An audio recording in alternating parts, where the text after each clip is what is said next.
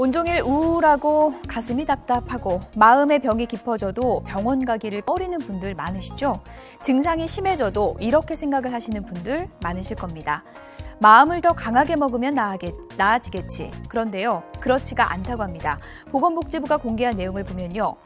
우울증은요, 의지가 약한 사람에게 찾아오는 것이 아니고요. 혈압이 높아지는 고혈압처럼 질병이 생긴 상태이기 때문에 반드시 치료가 필요하다고 합니다. 또 이런 걱정도 드실 겁니다. 막상 병원에 가면 치료비가 많이 들지 않을까 이런 걱정인데요. 물론 환자 상태에 따라서 치료비에 큰 차이가 있겠지만요. 우울증 같은 대부분의 정신질환은 건강보험 적용이 된다고 합니다. 그러니까 우울증으로 처음 진료를 받을 경우에요. 대략 한 달로 따져보면 진료 비용이 한 15만 원 정도 든다고 하고요. 여기에서 본인이 부담하는 비용은 약 6만 원에서 8만 원 사이가 된다고 합니다. 또 이런 생각도 하시죠. 누가 알면 어떡하나. 입사할 때 불이익이 있진 않을까 싶어서 치료를 꺼리는 분들도 많은데요. 의료기관이 일정 기간 의무 보관하지만요. 진료 기록은 의료법에 의해서 엄격하게 보호되니까 걱정하지 않으셔도 될 것 같습니다. 마음의 병, 이제 병원 가는 문턱도 더 낮아졌습니다. 정부가 내과 같은 일반 동네 병원에서도 정신건강 검사를 받을 수 있도록 했습니다. 최하영 기자입니다. 지난달 유가족을 통해 자살자의 마음을 보는 심리적 부검 결과가 처음 발표됐습니다.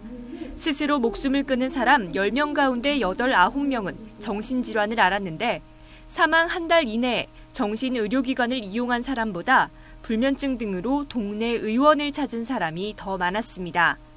감기에 걸리면 내과에 가기 마련이지만 잠이 오지 않는다고 정신과를 찾긴 쉽지 않습니다. 정신과에 대한 부정적인 이미지 때문인데 이러한 분위기를 바꾸기 위해 정부가 대책을 내놨습니다. 신체적 증상으로 동네 의원을 방문한 경우에도 정신건강 검사를 통해 효과적으로 문제를 발견해내도록 하겠습니다. 문제가 발견되면 가까운 정신건강증진센터에서 약물 처방이나 상담 치료를 받을 수 있습니다. 하지만 정신과 치료를 받다가 불이익을 받진 않을까 하는 불안감은 떨칠 수 없습니다. 상법 732조는 심신미약자와 심신빈약자는 생명보험계약을 무효로 한다고 명시하고 있습니다. 이에 따라 정부는 정신질환 치료를 방해하는 불합리한 환경을 개선해 나가기로 했습니다. 정신질환자에 대한 불합리한 편견을 조장하는 법령, 제도, 행태에 대한 실태 조사를 실시하고 개선 방안을 마련하여 이를 위해 보건복지부와 교육부, 법제처 등 범부처 TF를 구성해 편견 없는 사회를 만들겠다는 계획입니다. YTN 최하영입니다.